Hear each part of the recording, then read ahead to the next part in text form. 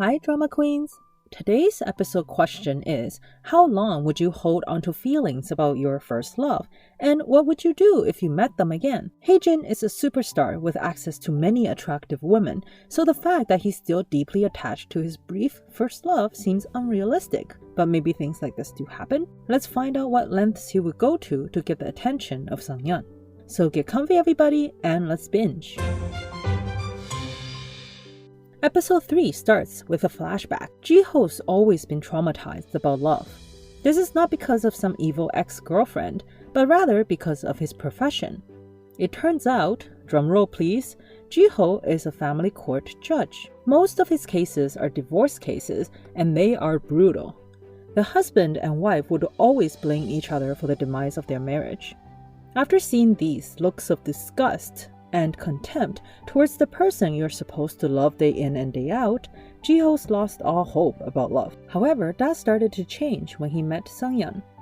She was actually going through a fake divorce in his court, and she was busy acting in character as the wife who takes full responsibility for the divorce. This is the first time Jiho's seen a woman with such accountability, a trait he admires, I guess. Problem is, he noticed she's maybe way too responsible. In the span of 2 years, she's divorced 6 times in his court and taken full responsibility all 6 times. This piqued his interest in her, and that's why he sought out to contract her as a wife as well. He didn't anticipate they were going to be quote-unquote together for 5 years, and now he no longer understands what kind of relationship they have. He just knows it's sad to have to let her go chase her dreams in Canada. Suddenly he hears noises in the hall and goes to see Sang-Eun arguing with Hae-Jin, who's trying to stop her from going into a serial killer's apartment. Jiho is dumbfounded when he hears Hae-Jin's far-fetched accusations. Not wanting the misunderstanding to get worse, he finally tells them that he is a judge. The reason he has the dead woman's case file is because she was killed while going through a divorce, and he knows the husband is abusive. So he's trying to find more information to give to the police to help with the investigation. Realizing that he's in the wrong, Hae-Jin quickly changes the subject to questioning Sang-Eun as to why, as Jiho's wife, she's often not at home. Jiho defends Sang-Eun quickly and tells Hae-Jin that it's none of his business, which is very true, so Hae-Jin finally shuts up. Sang-Eun is over the moon that Jiho is still holding on to her while they enter the apartment. When he realizes the same thing, he literally flings her to the wall like a Barbie doll. Despite the potential concussion, Sang-Eun doesn't mind. She's in a great mood because she found out that her crush has a very respectable job, and he's gotta care about her a little to defend her against the guy that he thought was coming on to her, right? So they start talking a bit more. Even though both of them are pretty stunted relationship-wise, they start talking about their ideal types. When asked which celebrity is his type, Jiho names an actress that Sang-Eun looks like, causing her to smile sweetly. When Jiho describes how he likes girls who don't wear makeup, Sang-Eun says that she has been waiting for a guy to appear who will like her without her makeup on. Sadly, time flies when you're having fun, and eventually time is up, and they need to part ways for real. She wants to stay, and he wants to ask her to stay, but ultimately neither said anything. While she's driving away, a camera flash goes off like crazy in the bush, capturing her departure. Has she become the target of some sinister plan? The next scene shows a strange woman breaking into Hae-Jin's apartment, checking that he's still breathing. We find out in the morning that this is actually Hae-Jin's mom. Meanwhile, Jiho's back at work.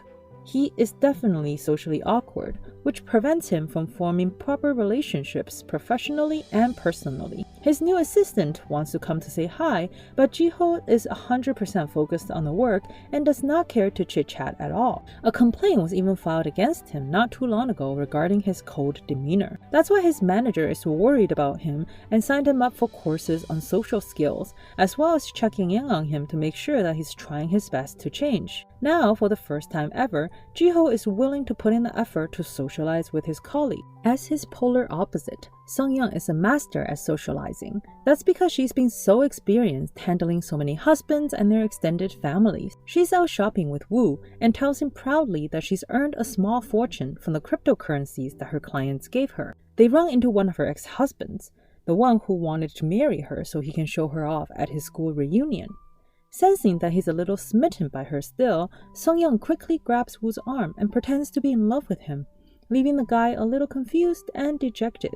Back at home, Sung-Yeon is getting excited about leaving Korea to go abroad, until she notices that she didn't even sign the divorce papers yet to end her contract with Jiho. All of a sudden, she feels happy about finding an excuse to see Jiho again and quickly gets ready to go divorce him. Woo drops her off near Jiho's apartment, but before she could get to the building, she's kidnapped by a guy wearing a motorcycle helmet. He forces her into a small alleyway at knife point, and Sung-Yeon tries to remember all the ex-husbands and other suspects that could hold a grudge against her. Escaping is more important than finding the guy's identity though, so Sung-Yeon tries to put up a fight.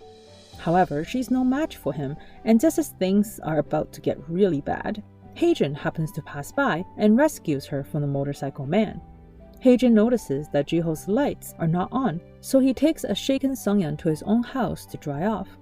Sung-Yeon is not shy to ask for Hae-Jin's clothes to change into and even allows him to help her apply medicine on her cuts. Hae-Jin falls for his sexy first love even harder after seeing her wear his shirt and show just enough skin to fire up his imaginations. He's determined to find out the strange relationship between Sung-Yeon and Jiho, stating that it is very questionable why she doesn't ever come home and she will borrow clothes from a neighbor, then just go home and change. He carefully asks her if she has some kind of sexual arrangement with Jiho. Exasperated, she tells him that she's actually Jiho's housekeeper. Hae-Jin doesn't buy that at all, and he decides to confront her once and for all. He asks her why would the only heiress of Ina Group need to be a housekeeper. He reminds her that a long time ago they actually met each other already.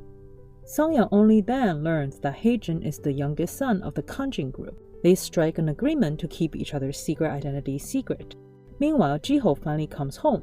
Security asks him if his lady friend is okay, since she just got attacked and Hae-Jin has brought her to his apartment. Hearing this, Jiho immediately pictures Sung-Yeon at Hae-Jin's, performing all her wifely duties with some other guy. Feeling himself getting all worked up, Jiho quickly puts his seal on the divorce papers to ensure that he doesn't continue down this dangerous path of falling for his contract employee. He runs into Sung-Yeon on his way up to find her, with both of them holding a signed divorce paper. Jiho's worried about Sung-Yeon after the assault, and they go for a meal together. As for Hae-Jin, his will is tested once again when he sees Sung-Yeon's clothes scattered across his bathroom. She absent-mindedly wore his clothes out and left her wet garments in his house. At dinner, Sung-Yeon and Jiho once again find themselves having a great conversation together. Sung-Yeon knows Jiho's taste, and Jiho knows what Sung-Yeon doesn't like to eat as well. After 5 years together, they know each other's habits just like that of husband and wife. All this makes it so hard for them to say their second final goodbye. Sung-Yeon finds more topics for them to talk about, bringing up the assault and asking Jiho for his theories. With Jiho, all tacts go out the window when he's focused on his work. He begins profiling the attacker, stating that Sung-Yeon's customers are all men with low self-esteem, so it's likely for them to resort to violence if they feel resentment for not being able to be with her. What about yourself, bro? Sung-Yeon doesn't like what he's implying, that she's taking advantage of men with low self-esteem and manipulating them for her own gain. She gets offended and cuts the dinner short. Woo comes to pick Sung-Yeon up and is thrilled to finally see the mysterious Jiho in person. He questions Sung-Yeon how she's able to go through 5 years without having her ways with Jiho, since he's so gorgeous, but she's in no mood to joke around. The next day, Sung-Yeon finds a concert ticket in the envelope with the divorce paper. She calls him to thank him and clarify his purpose for sending this, but he coolly hands up after a couple of short replies. It's not because he's mad at her or anything, he just hyper-focuses when he's busy with work. Currently, he's looking through surveillance tapes around the neighborhood to find Sung-Yeon's attacker, and his expression turns severe, like he's found something big. Hae-Jin has hired someone to look into Sung-Yeon's life and discovers that she's been making a living by being a contract wife. It must have been why a random bush was taking so many pictures of her. Hae-Jin calls her to come pick up her clothes, and while she's inside Hae-Jin's apartment, Jiho shows up at the door. He bluntly states, "Sung-Yeon's attacker is related to you, and you know who he is." I was thinking it seemed like such a coincidence when Hae-Jin suddenly shows up in a small alleyway in the rain. Do you guys think he planned the assault so he could pretend to save Sang-Eun and get close to her? That seems extremely manipulative if that's the case. Jiho, on the other hand, has finally been cleared of his serial killer status. Phew. My theory about him having gone through a similar murder tragedy was very off. Whoops.